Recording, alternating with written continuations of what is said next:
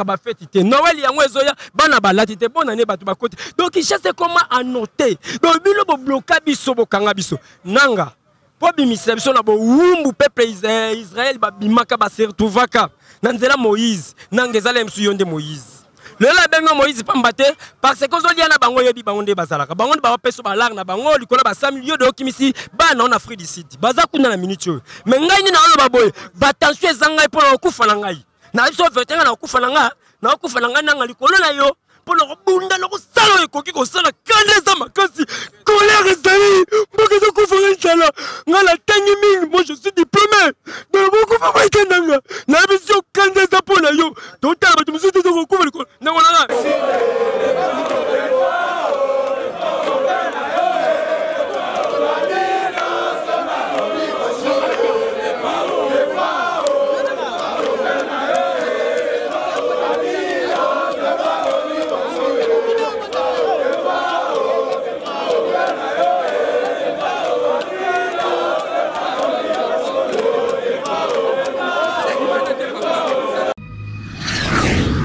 Vision Plus TV, l'excellence et la rapidité.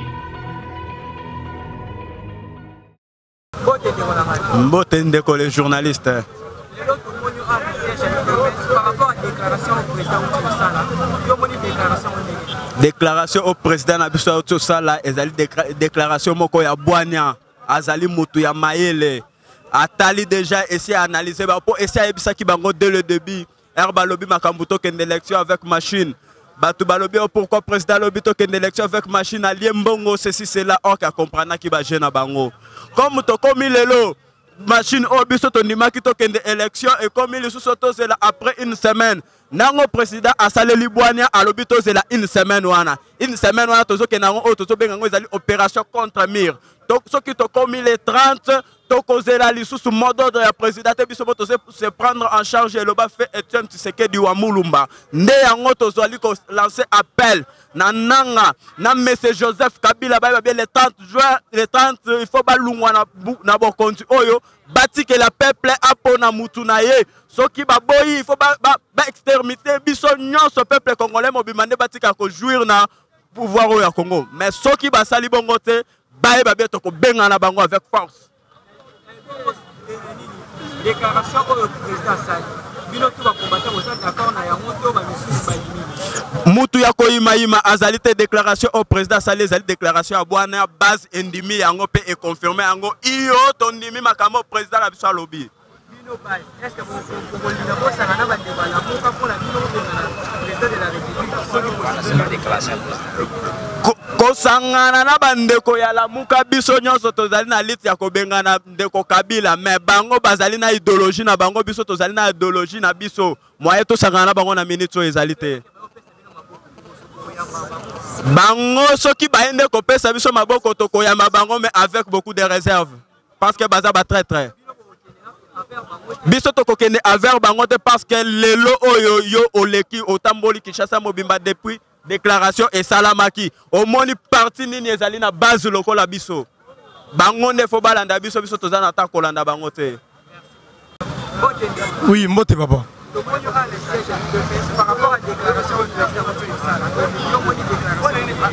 Bon merci pour la question posée là biso tozana militaire UDPS tozana na base à UDPS toujours ka président na biso oyo alenga ka loba. Par rapport à la tension de la lobby, journée à lobby, il est 21, à se calmer peuple naïe. Tu es qui présent à Bisso. Je pense que tu auras rendu il y a lobby à Bisso, tu pas santé, tu sais les 30 par rapport à 26 au bon bon sala. Tu sais les 30, tu qui ne votait là-bas RSS tout. Par rapport à la déclaration, oui, tu es d'accord naïe. Et comme ça, ne se va pas baisser mot d'ordre, on a quoi si mot d'ordre.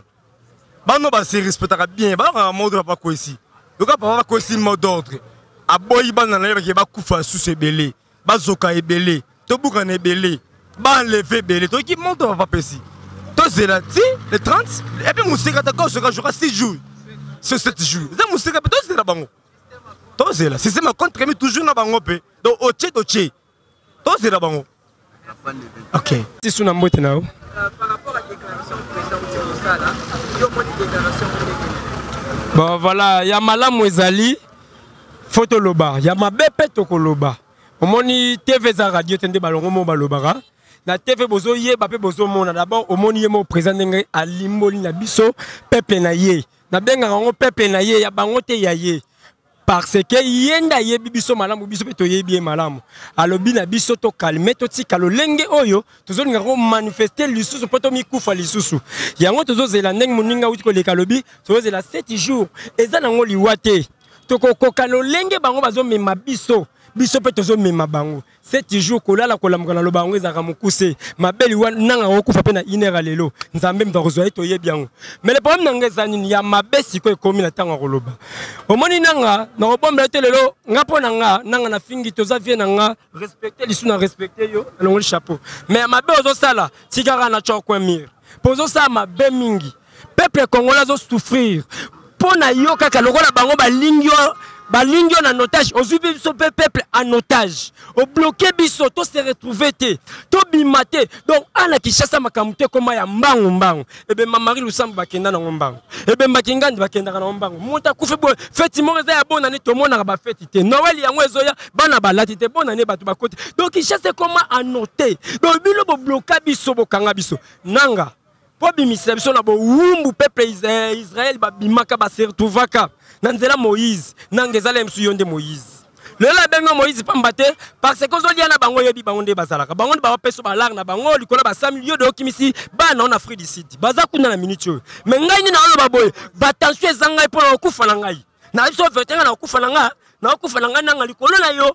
Pour le bunda le salo ekoki ko sala kaneza makasi colère ezali mbokezo kufanga nsala ngala tangi mingi moi je suis diplômé donc beaucoup fa ba ikendanga na biso kaneza pona yo donc ta ba tumusu to ko kufa likolo na ngona ndé mo buta le ba mon émotion donc colère ça non on remonte dans les 30 ngana yo les 30 nanga so salaire mo dalbo so bima la presse c'est moi so ngolu ke longo tellement ndenge fungwami ngayeyo na iso na mona limité ya vanda rawa so ngolu la base na base nanga to hotel mapona yo poto posa biso tout se retrouver et puis tozo na banzala ba passion tozo mona nanga yo pa na monité yo loko zo zo mbongo na ba 3 milliards tozo yo ka basango ozano à l'aise na ba na libota na yo mais ngala lo baka ba pema déjà mu sombe ndeko na lembi les 30 lignes rouges. Mbote journaliste.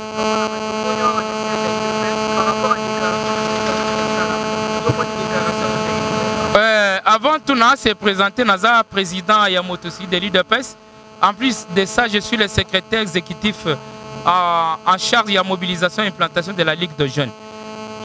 Ok, nani information ou bien message pas président Nabiso par rapport à rapport au Nanga Asali et Zali te comprendre le président Nabiso Azali vraiment na boanya makasi parce que Zali qui j'aime moko oyoba de jouer kibiso o balinga ba jouer biso Kabila na batona na sens que la première des choses Kabila azala na volonté ko tika pouvoir te pas na volonté te organiser les élections abandi la première des choses ko imposer biso la machine.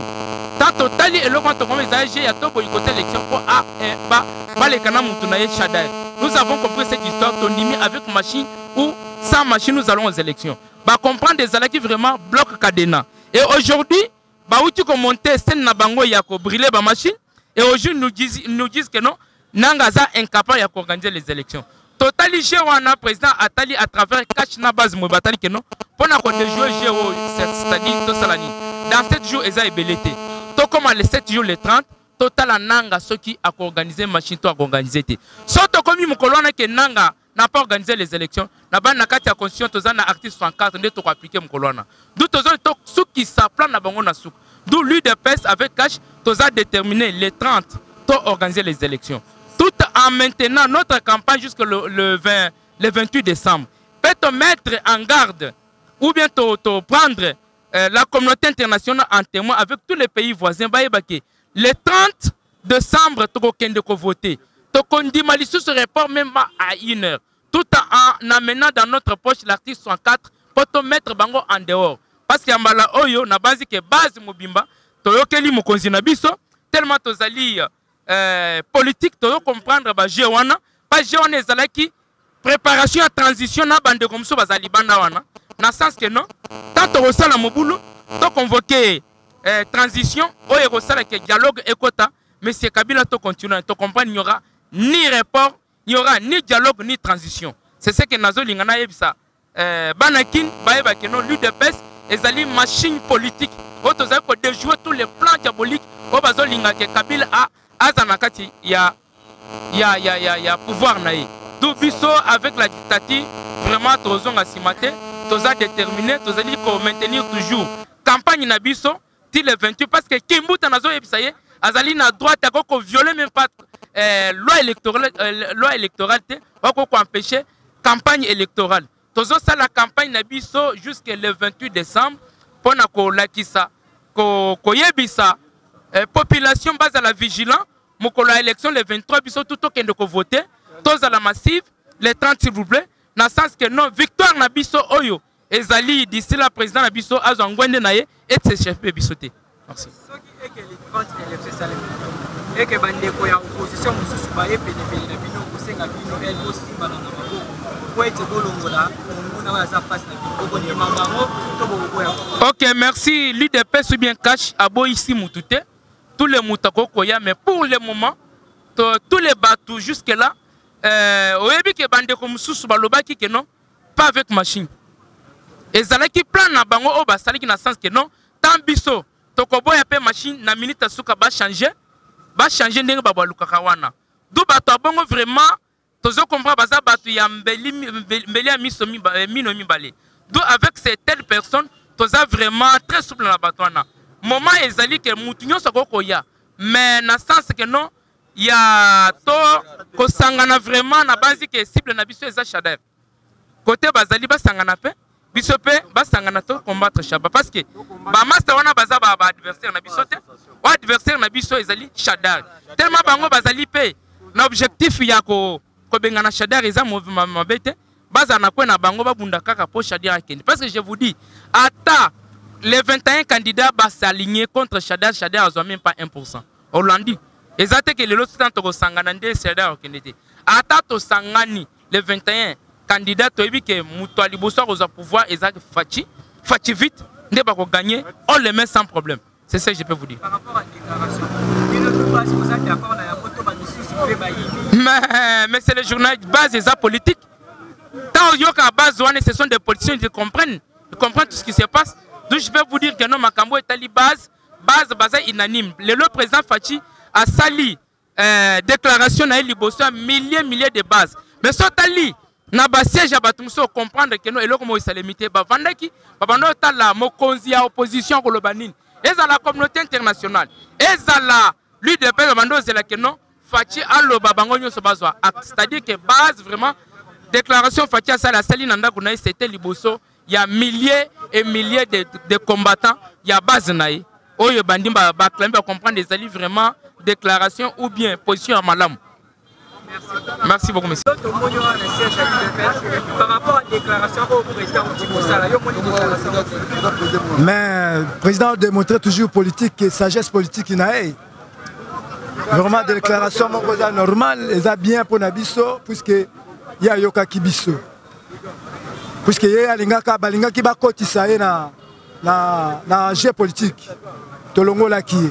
Bon retour na biso pe ba cotiser biso na jeu politique ya okosa biso que non élection machine eziki au report tout cela ba yebi que non ceux qui va sali ba report wana to kosilika puisque to yokana ki le 23 décembre. Alors le kola mamoni que le 23 décembre komi balingi diso ba cotiser biso na ba jeune na bango que non to sala mobulu.